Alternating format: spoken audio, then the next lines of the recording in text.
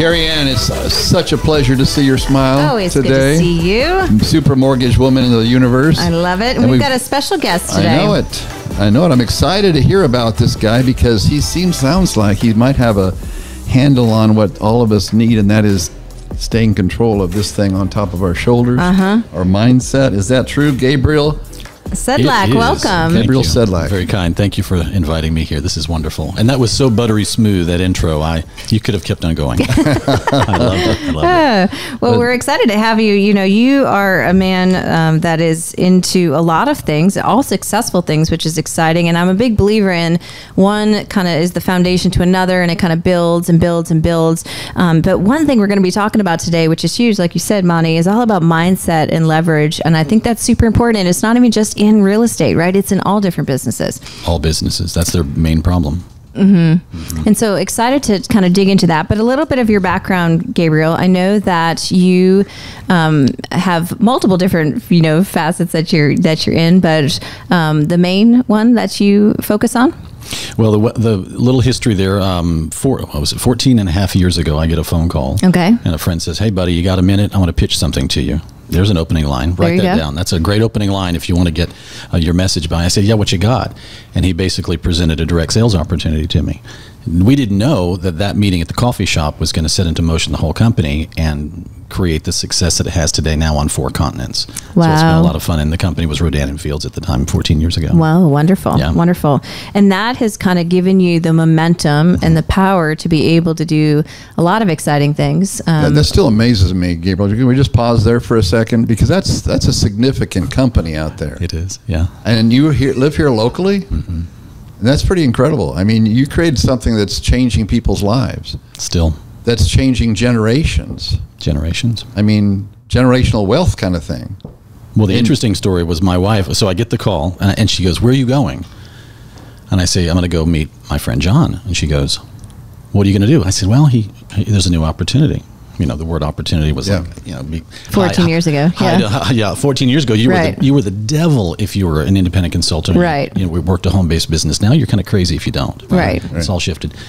And so after the coffee meeting, I came home quiet. She looks at me, and she goes, "Don't even tell me." And she's not the emasculating, verbally. She trusts me implicitly. She goes, "Babe, I trust you with everything, but I don't want to hear it. Are you going to do that now? Can you go get a real job?" I said, "I will not get a real job, and I will do this until I bring you home." And I brought her home within a year. Oh, really? From the mortgage industry. Yep. Wow. Yeah. She was with Countrywide back in the day when Countrywide was a thing. And that was 08, 09, and we haven't looked back yet. We haven't, and we never miss a moment with our kids, and that's kind of the whole reason for being an entrepreneur, is you never miss a moment with your kids, that which is important. Your family, Right. That's so powerful. So we're here talking to real estate professionals, and understand from Mr. Jim McCarthy here that you wrote a book. I did. The book. Yeah, it's called Cut It Out. Cut It Out. It's on Amazon. It has a sword across it. And of course, I'm addressing the industry, the home-based industry, but quickly you realize that it's a universal book, more so to the mindset of an entrepreneurial-minded person that decides to wake up every day and have nobody forcing them to do something. Right. They, as I said earlier, they look in the mirror and they win there before they step out. And that battle, the self-sabotage, the unworthiness, it works for everybody else but not me, all the games that we play mentally it's so paralyzing that I think it's universal across anything. So yes, I addressed the industry, but I also spoke to the mindset of everything that we do. It's also interrelated. And I think, and I just shared this on yesterday morning's call, we have a Monday morning huddle call, and it's the number one reason I believe that there's an 87% fallout within the first 3 years of the real estate professionals' experience is because of this right here. We've failed to win that battle. It's not about interest rate. It's not about who's running the country or whatever. It's about winning this battle here, that mindset. So that's why my ears perked up when Mr. McCarthy here said, I got a connection here that I think you guys would really enjoy. So tell us more about. That's very kind, yeah. Well, I'll answer that last bit. You're right. It's that mindset. It's waking up, as we say, and you have to learn to become a thermostat. You cannot be a thermometer, right? You're waiting for everything else to warm you up. That's what a thermometer does. But if you're a thermostat, you go in and you set the temperature, you set the mood, you set the like 10 minutes. Let's meditate in that for a second. Okay, let's 68 degrees. Say that one more time. Say that one more time. I don't know. That's my temp that I really enjoy right now in the morning. Really important part right here. Well, I say this to men too, and in the marriage specifically, I'm like, look, let's just talk about how God created people. Mm-hmm. I said, you better quit being the thermometer. You need to be the thermostat. You set the temperature. Set the temperature of your house. Do it together, of course. Both of you do it together. But do not wait for everything else. Mm-hmm. You need to be the thermostat. Your kids will rise to the occasion. Your wife will rise to the occasion. Your purpose will rise to the occasion. But if you are waiting on anything external to shift you, you're crazy. Mm-hmm. And it's not hard. It's click 1 degree and you miss the moon. Mm-hmm. Right? It's always 1 degree. 211 degrees is hot, 212 degrees is boiling, right? Mm-hmm. It's that shift, and it's the same thing with what you guys are doing every day, because you're dealing with people that have to go out there and share the message. And how do you get them to want to, even though they need to, they should, financially they should, their family needs them to. Is that enough? Mm-hmm. Not if they're self-saboteurs. Mm-hmm. There's some people that walk in my life that are always so positive. There's one that was here earlier, Miss Joey, and every time I see her, I rise above. Like I stand a little taller, right? Because she's in my world. I feel like she always walks into every room with the right mindset. Yep. And she sets the temperature, because I jump to her personality, where if I was kind of sluggish, when she walks in a room, I'm a little more perked up, that kind of thing. You want to meet her where she's at. Where she's at. I think, is that what you're kind of referencing? It is. We have to remember that we carry that with us. It's tangible. Mm-hmm. When you walk in the room, the atmosphere changes. Mm-hmm. We think it's just thinking. It's not, I think I can, I think I can, I think I can. No, you carry something tangible with you. It's a cloak you wear. It's a mantle you have on you. And we have to realize the accountability of that, because we can literally determine by our presence how people and their outcome is, because you instigate it. I saw a quote a while back. It says, be the energy you want to attract, and it's like so true. If you want to hang out with folks that are sucking the energy out of the room, that's what you'll attract, if that's what you want to be, right? You got to remove it. Mm-hmm. Yeah. You love them at a distance.